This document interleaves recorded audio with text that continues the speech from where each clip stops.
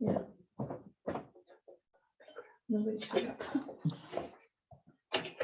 Shocker. I tried. I always hit the wrong button. I think in total, like I had 3 phone calls about this. That was all right. 2 people did submit, and 1 person did not want to. That was it. Yeah, so Dr. Preston's just waiting to join now. Yes, I saw it. I'm just waiting for this to.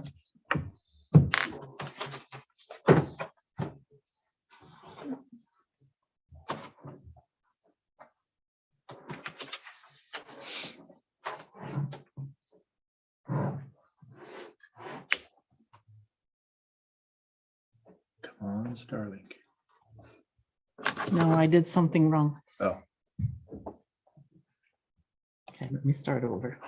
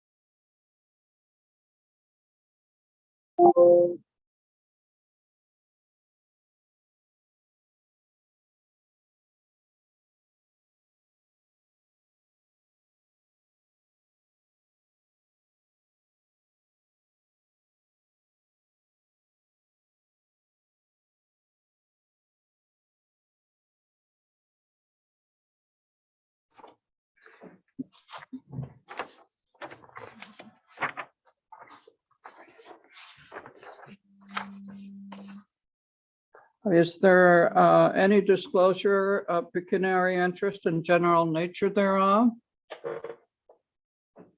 Hearing none, we'll move forward with the presentation by David Wellwood and Marilyn Cameron. Thanks very much, Madam Speaker and members of council. I will just pull up our presentation as soon as I figure out how to share my screen. There we go. There it is. And slideshow from the beginning. So, tonight's meeting is a special council meeting. That is a requirement of the Planning Act when a municipality is undertaking a review of its official plan or zoning bylaw under section 26. The purpose of the review is really twofold. For one, the intent is to align the official plan with changes that have been made to planning legislation, such as the Planning Act, as well as planning policy. So we have a 2020 provincial policy statement. Those are the things that the province will look for when they ultimately approve the revised official plan. The other component, of course, is to make sure that the official plan and zoning bylaws reflect the reality and the needs on the ground in Bonfield. So this is an opportunity for council and the public to think about what kind of changes they'd like to see. From here on in, we'll outline sort of the process and the next steps and the role of Planning Advisory Committee and kind of steering this project through over the course of the next several months. So this slide shows our agenda for tonight. So we'll talk a little bit about what is planning. We'll talk about Ontario's land use planning framework. We'll talk about Bonfield's current official plan and zoning bylaw and talk about the scope of our review at Jail Richards. And sorry, I should have introduced myself. For those that don't know, I know I've probably met with some of you over the years. I've been working in Northeastern Ontario for a while. I'm David Wellwood. I'm a senior planner with Jail Richards. Before coming to Jail Richards, I spent a couple of years at the Region of Waterloo as a principal planner. Before that, I was with the Ministry of Municipal Affairs and Housing in Sudbury, and I worked closely with Bonfield for a number of years on different projects. And my colleague here is Marilyn Cameron, and she's a planner in our Guelph office who's helping me with this review. So we work, we have a few different offices across Ontario. I'm based in Sudbury, and we usually team up to team approach for these sorts of projects. So we'll be both working closely with you for the remainder of the project. So as I mentioned, we'll talk about the scope of the review and we'll talk about the schedule. So when to expect next steps. This is still fairly early on in the process. And we'll talk about how residents and stakeholders can get involved in the project. So what is planning? It's really a strategic and an operational exercise. So it's about thinking about what your goals are for your community in terms of growth and development. Planning is a set of tools that you can use to achieve those growth and development outcomes that you wish to see. And those are really put forward in your official plan. It's the primary land use planning document that you have. Really, I mentioned a couple slides ago, it's about balancing interests. So planning is about balancing the provincial interests and the local interests. It's about balancing economic development with environmental sustainability and the social well-being of our residents. As I mentioned, the provincial and the local. It's also about balance of the individual interests versus the public interests. So trying to, provide opportunities for people to achieve their dreams and their goals as individual citizens, while balancing that with the need to protect the interests of society as a whole. So planning at a large scale can help determine where homes are going to be located in our community and where we're going to put new industries. It can help us determine where we're going to have parks, which lands we're going to protect for natural resources, agriculture, minerals, where we can locate new schools, and where we should direct resources in terms of providing services and infrastructure. It's about managing land and resources. And it's really based in the type of character that you see for your municipality. There's a whole bunch of different factors that influence how we plan in Bonfield, and I've talked about some of these in terms of provincial policy. Other big ones right now are obviously climate change. The health and the aging of our populations are another one, and some of the fiscal challenges that brings with it. So these are all things that we need to think about as planners as we're undertaking a review of your official plan and your zoning bylaw. This slide shows what I would often refer to as kind of the planning pyramid in Ontario, which has the Planning Act at the top. And that is the legislation that guides us as planners. It speaks to what the different provincial interests are in land use planning, and official plans, as well as any municipal land use planning decision, needs to have regard to those provincial interests. Planning decisions also need to conform with policy statements issued under the Planning Act, and there's the, as well as conform to or not conflict with growth plans that are issued under the Planning Act. So we have two documents that the Bonfield official plan will need to conform with. One is the provincial policy statement, which I mentioned a little bit earlier, and all land use planning decisions need to be consistent with the provincial policy statement. In addition, we have the growth plan for Northern Ontario, and all planning decisions need to conform with or not conflict with that document.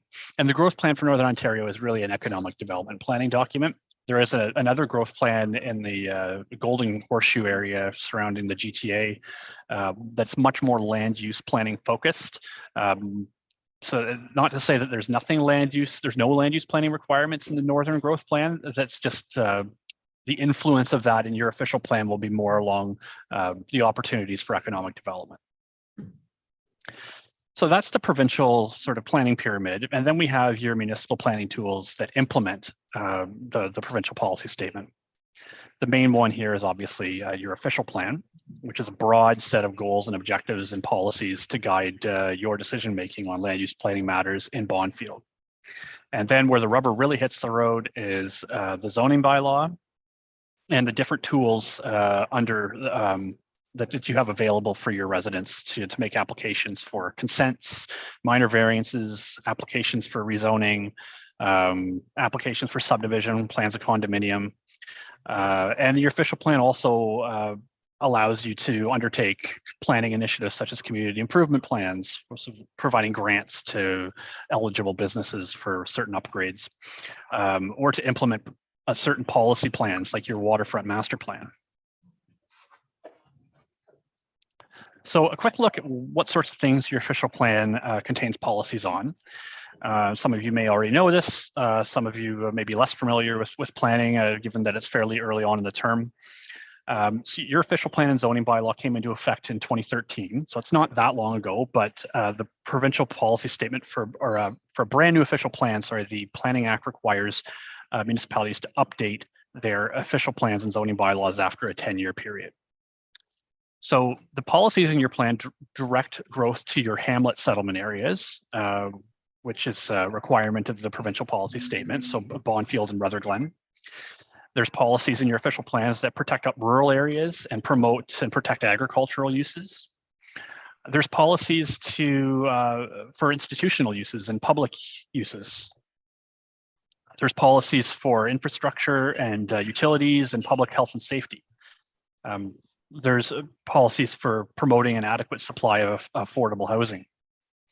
There's a section in your official plan on waterfront development. There's guidelines for how development applications need to be submitted and what sorts of studies need to be submitted to the township to support those development applications. There's policies to protect new development from hazards such as floodplains, erosion hazards, and other hazards. There are policies in your official plan to protect natural heritage features, so things like provincially significant wetlands, significant wildlife habitat, or endangered and threatened species habitat. A big part of planning is protecting resources, as I mentioned before. So key in Northern Ontario context is protecting mineral resources and also protecting aggregate resources, so sand and gravel for future use. And of course, there's policies in the official plan for how development is going to be serviced. So in Bonfield, I think all development is essentially on the basis of, most development is on the basis of private on-site septic and water and sewage. So, and there's always a section in your official plan and zoning bylaw on interpreting both of those documents, how the wording and the different components of the documents are to be interpreted.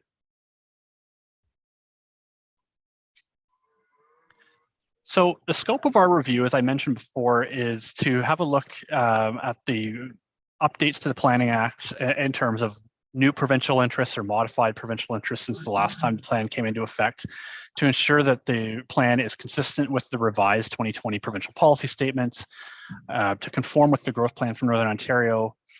There may be other things that come up through the process as a result of public input or through either written input we hear tonight, or input we hear at future open houses. We have a sort of a laundry list in terms of related to what we've learned in meeting with the township so far. I was lucky enough to get to return to Bonfield and have a great tour around from Sabrina and the public works manager, and learned a lot about some of the planning issues that are really affecting Bonfield. So we want to make sure that the updated policies address affordable and attainable housing. We want to make sure that the plan continues to protect agricultural lands, and perhaps one of the comments we've got as early comment from the Ministry of Agriculture is that they'd like us to consider a designation for agriculture. So that's something we'll be considering.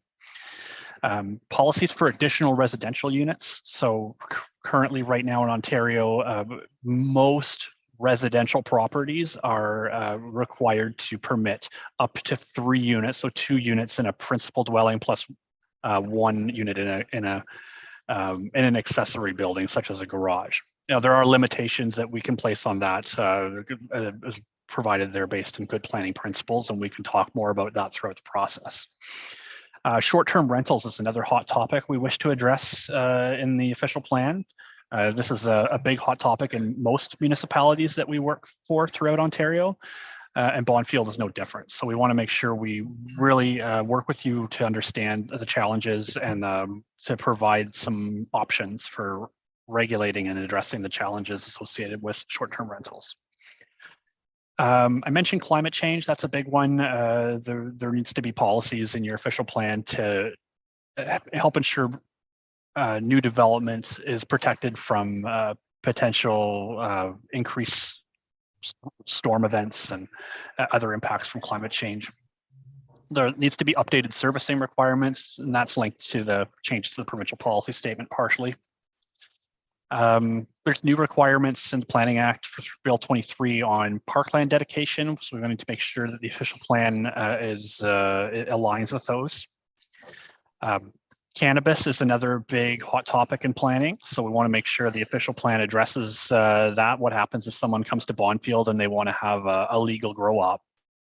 What do you want to consider that, an industrial use located outside of settlement areas only, or on an agricultural use located on large rural agricultural properties, those sorts of things. And then you can have policies for land use compatibility with those sorts of uses. Another big one is lakeshore development capacity. So your official plan right now does have policies on lakeshore development, but those will likely be updated based on feedback from the provincial government. Indigenous peoples. So your relationship with your surrounding Indigenous communities is important to Bonfield. It's important to us. We want to reach out to affected Indigenous communities such as the Algonquins of Ontario and make sure that, see if they have anything that they would like to see reflected in policy. Sometimes their interest might be, say, policies on protecting cultural heritage resources.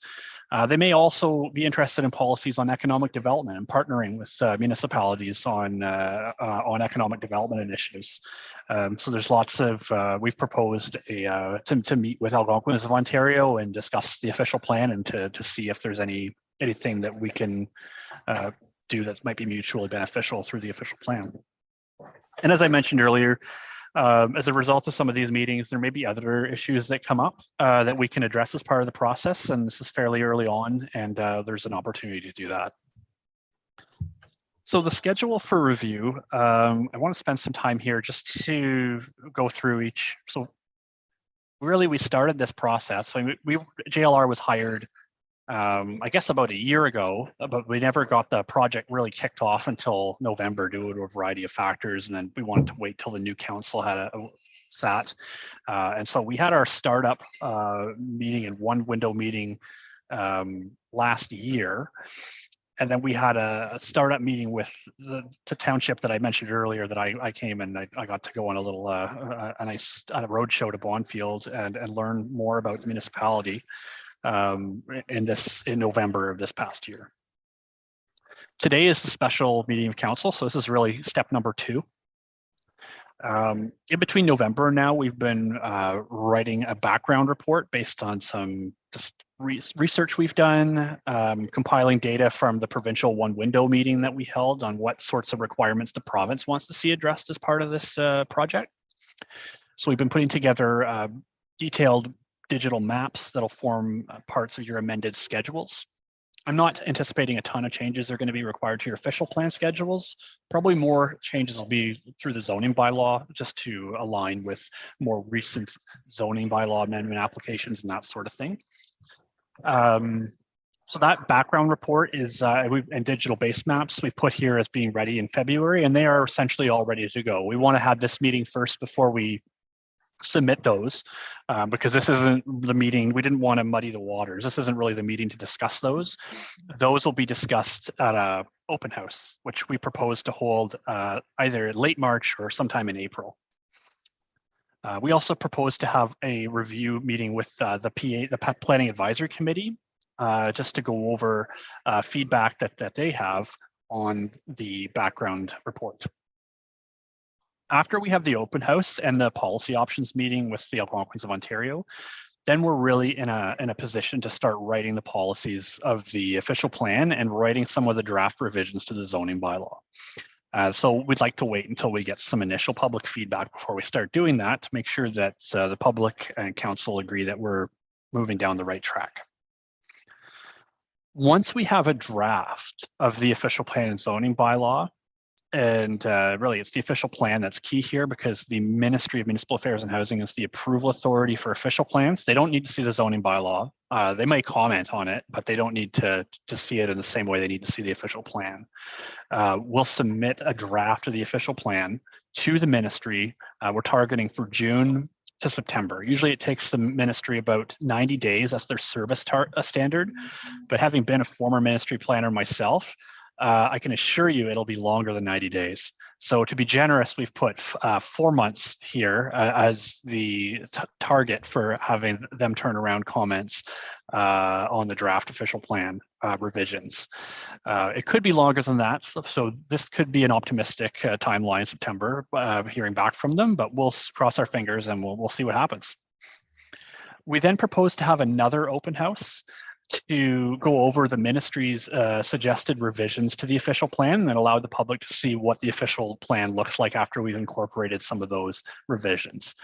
There will be an opportunity for us to look at and negotiate with the province. That's always a part of an official plan process. So typically what happens is the ministry will come back with a table of that's 30 pages long with suggested changes. Some of them are important, there are policy requirements in terms of being consistent with PPS. Others are editorial suggestions, helpful suggestions, nice to have things. And there's always room for negotiation and discussion about, maybe the way the ministry has suggested a certain policy that they'd like to see could be worded differently to meet both municipal and provincial objectives. So after that open house, we would envision finalizing the official plan and having a statutory public meeting, which is a requirement under the Planning Act. And at that point, and we're looking at December or perhaps early next January, at that point, council would have the opportunity, if it's so desired, to adopt the document. Once the official plan is adopted, it goes back to the Ministry of Municipal Affairs and Housing for approval. The zoning bylaw does not go to the ministry for approval. Typically, I would suggest waiting to adopt your zoning bylaw until after the ministry has approved the official plan. I have seen municipalities adopt both documents at the same time. However, my suggestion would be it's always better to wait, because you don't know what sorts of modifications are going to be in that official plan, and then you don't have to go back and revise your zoning bylaw a second time. So that's really the schedule here. Really, we wanted to focus on that opportunity and the open houses that are proposed here as a real good opportunity for public feedback. So we'd like the public to consider making written submissions ahead of that as well, not just oral submissions, but we will collect written submissions and carefully consider each one. So some key principles of this process: an official plan and zoning bylaw review project are intended to be open and transparent. We've gone above and beyond the minimum requirements in the Planning Act. We want to build trust and confidence with your residents. and with you as a council. We want to be responsive to your needs. And planning is really an iterative process. That's something to keep in mind. We want to give meaningful consideration to the input we receive from both the public and obviously council. To be honest, there may be things that we can't change because there's certain legislative requirements, but we will do our best. And we'd like to build capacity amongst council for really understanding planning and understanding how the official plan can serve your needs as a community. And we're hoping that by the end of the project that you've considered that this has been a well-facilitated program that meets these principles. Here's just some different tools residents can be involved in the planning process. I know that there's statutory notices for the public meetings and open houses that will be published in a newspaper in accordance with the Planning Act. Your website should be kept up to date. You may wish to consider social media posts to advertise the official plan and zoning bylaw program. There's some built-in stakeholder engagements that we've put into this project. There's open houses I've mentioned. We didn't propose any workshops in this proposal, but we really want to hear from the public. We really wanted to get as many people to write in with their thoughts and suggestions from a land use and growth management perspective about what sorts of changes they'd like to see in the official plan and zoning bylaw. And we have a number of staff and council meetings that we've proposed in this proposal as well. So we're almost at the end here, by which I mean we're actually at the beginning. This is early on in the process, and we'd like you to really think hard, both council and members of the public who are on this call tonight, about where do you want to see Bonfield in 15 to 20 years?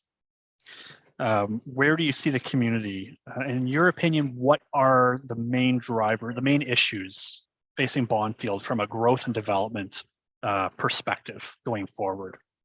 So with that, thank you very much for listening.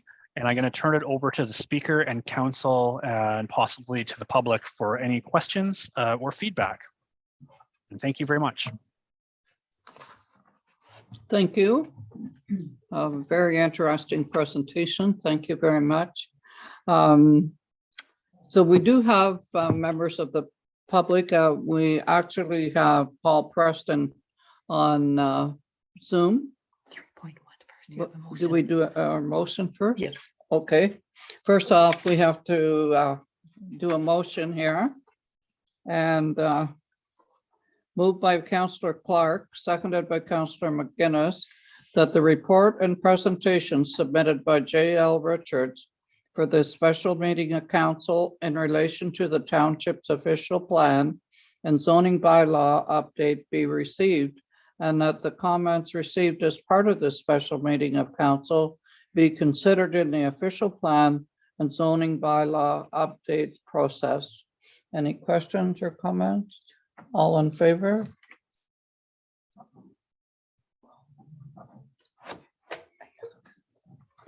Carrie?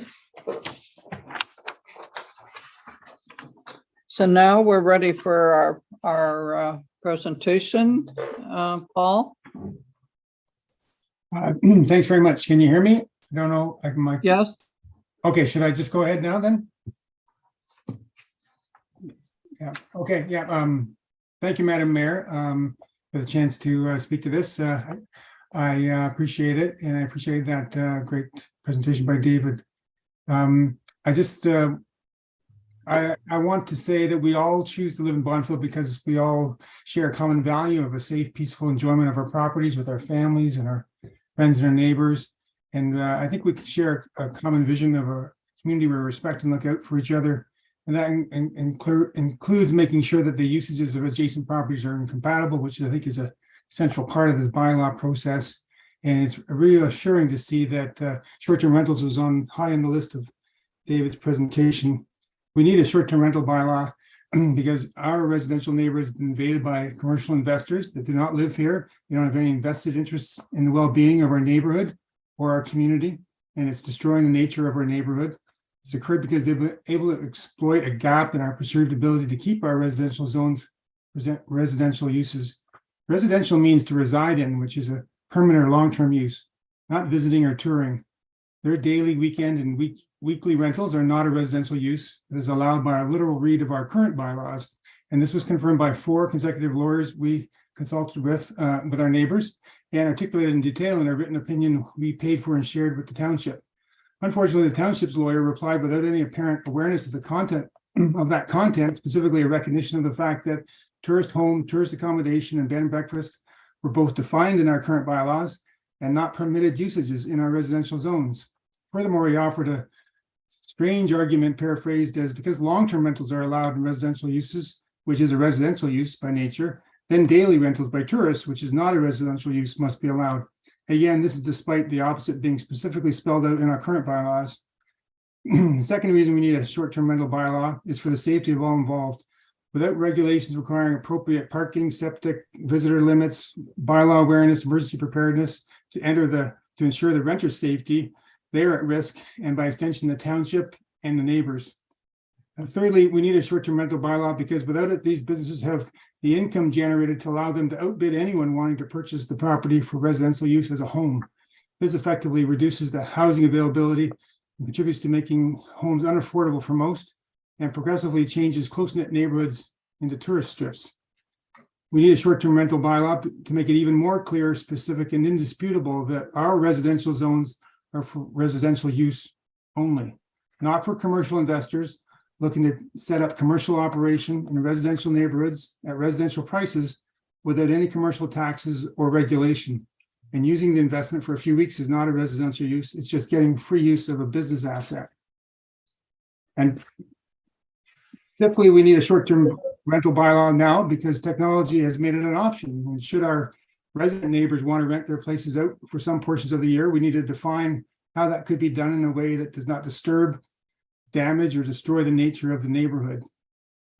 We don't have to look very far because many municipalities have already developed great short-term rental bylaws, including our neighbors East Ferris in North Bay. The North Bay bylaw became effective, or was enforced beginning of February 1st, just a couple of weeks ago.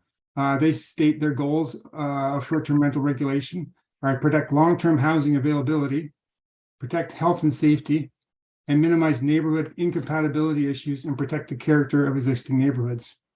Just to highlight some of their portions of their regulation, they have yearly licensing fees, define fines, they limit short-term rentals in residential zones to 6 months of the year, they set limits of 2 people per bedroom and 8 people maximum, they require liability insurance, they require defined parking spaces, emergency safety and licensing posting, septic confirmation with the Conservation Authority. They define a partial unit rental option, which is bed and breakfast, which is much less worrisome since the neighbors are obviously in the house at the time, not a ghost hotel where no one to be found. They have online complaint forms. They require response to emergencies and short-term neighbor complaints within 60 minutes. They define 18 demerits that lead to suspension and revocation of the license. And they define a code of conduct that includes behavioral expectations as they relate to non-disturbance of neighbors and compliance with bylaws and adherence to the provisions of the short-term rental bylaw. In East Ferris, some variations they have that we might consider since we're a similar situation to them. They have options of either 3 or 5 month short-term rental limits. They have public posting of the details of the rental. They have a waste collection plan requirement. They added 2 additional guests in a pull-out couch. They forbid the use of trailers, mobile homes, or RVs as short-term rentals. And they require 1 parking space for every 2 people allowed. And they limit the number of people at events at short-term rentals to twice the overnight limit. And they require a 30-minute response time from the operator for contraventions or emergencies. I see Chisholm as a draft bylaw very similar to East Ferris. I think we can all see from these bylaws that there's widespread recognition of the need to regulate short-term rentals and that allowing only limited use of principal residence as short-term rental is compatible with residential use in a residential neighborhood. And we need this as soon as possible before the damage to the character of our neighborhoods worsens. So thank you, Madam Mayor and councillors, for caring about our community enough to take on this leadership, including dealing with this threat to the social fabric of our neighborhoods. In so doing, you'll restore our community to being a peaceful, safe place to live in again. Thank you very much.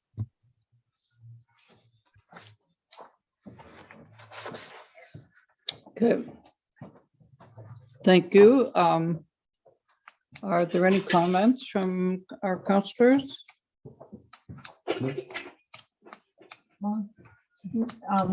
Yeah, obviously, this is something that is on our radar. And as the presentation indicated, we do need to address all of these issues.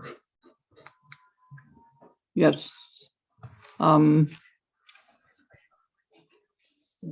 At this time, this will be addressed by our consultants. This will be considered with our consultants.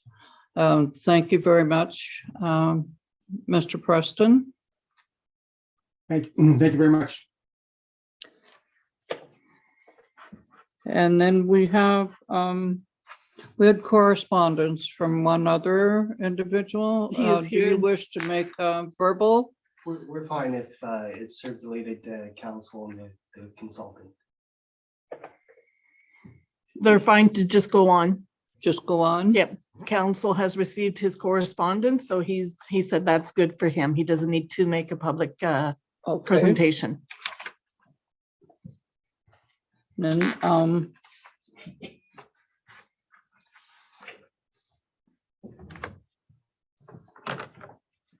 I guess I should remind we have our other viewers as well to make sure to submit any concerns that they have and to follow our timeline that we've just noted.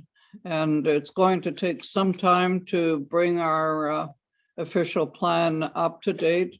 And I know there are many concerns that we have to address throughout this.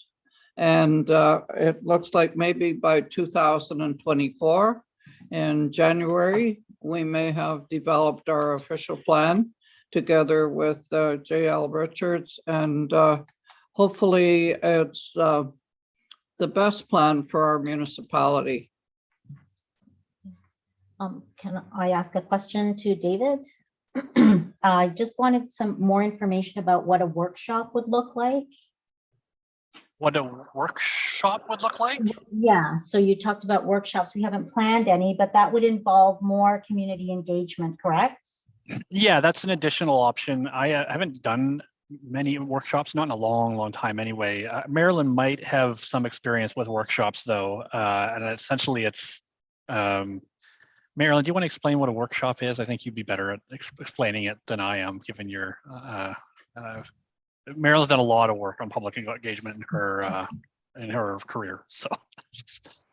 Sure, yeah, I think that could take multiple forms depending on the type of need and the amount of people that you'd like to include. So, that might be a group of 15 to 20 having a discussion in person together, or that could be something done virtually, which involves, sort of like a focused conversation with targeted questions and opportunities for people to collaborate in different ways.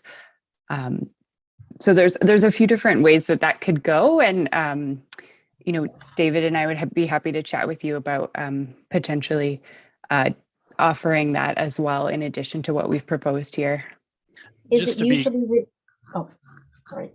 Is it usually regarding one topic? So like you would workshop one aspect of the plan? Yeah, I'd recommend either choosing one topic for a workshop or one particular group, maybe that has specific feedback. And so it could be topical that way, or looking for feedback from, for example, if you were focused on issues for youth, you might have a youth workshop, or, in this case, a topical, short-term rentals might be one workshop. So there's a few different ways to do that. And you do obviously look at best practices as well in other municipalities. Absolutely, that could be done, independently. We'll be doing that in our review. Our background reports that we've just about finished includes a lot of information on best practices. Just the one thing to note with the workshop, since it wasn't in our the agreement, if it's something council wanted to see more of, we would have to adjust to do a scope change. It wouldn't be significantly more, but we could talk more about with Sabrina about that offline if that's something council wishes to pursue. Okay, understood. Councillor Featherstone, do you have any comments? No, I've been following along with this like before we were elected, like with the last term. I've seen Mr. Preston's presentations before. Obviously, this is a need. When we were doing our election run, I had a lot of people comment and ask questions about short-term leases. To me, I think this is a fairly easy one to kind of meet in the middle with everybody. A lot of other local municipalities have done the same thing. I think this is just something that we need to kind of move on as quickly as we can, especially with the travel season coming up. Okay, thank you. The next year this will certainly be a huge project for our planning department and our planning committee.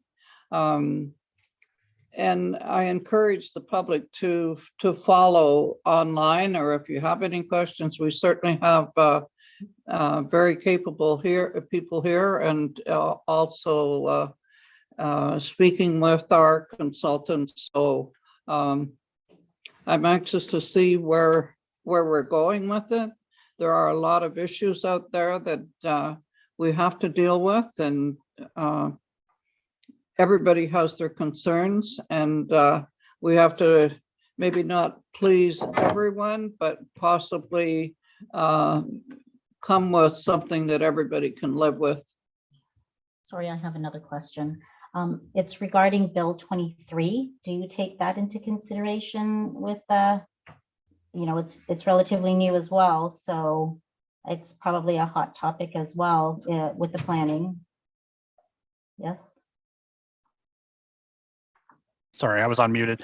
Yeah, absolutely. We'll be looking at all relevant planning legislation up to if there's significant new policy changes, there may be a need for a scope change in terms of, anything else that comes down the line that isn't in place right now. And so that's just something to keep in mind, because planning system has been changing quite frequently these days. So yeah.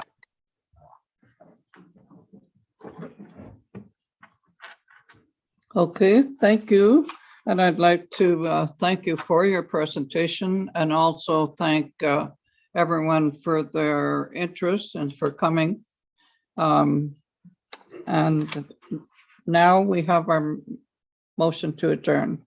And can somebody tell me what time it is? 7:41. 7:41. 7:41. Moved by Councillor McGinnis, seconded by Councillor Clark, that the special meeting of council be adjourned at 7:41 p.m. All in favor? Carried.